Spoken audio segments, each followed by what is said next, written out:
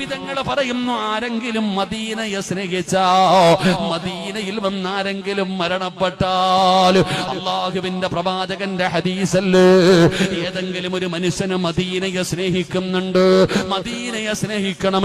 കാരണം മുത്തുനബി സ്നേഹിച്ച നാടാണ് മദീന. ആ മദീനയെ സ്നേഹിച്ചു. ആ മദീനയിൽ വെച്ച് ഏതെങ്കിലും ഒരു മനുഷ്യന് മരണപ്പെട്ട, വജബത്തു ലഹു ശഫാഅതി,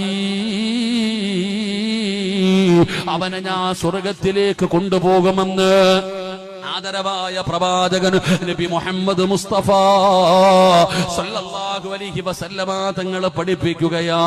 അല്ലാഹുവേ, ജന്നത്തുൽ ബഖീ സിയാറത്ത് ചെയ്യാൻ ഭാഗ്യം തരണേ അല്ലാ,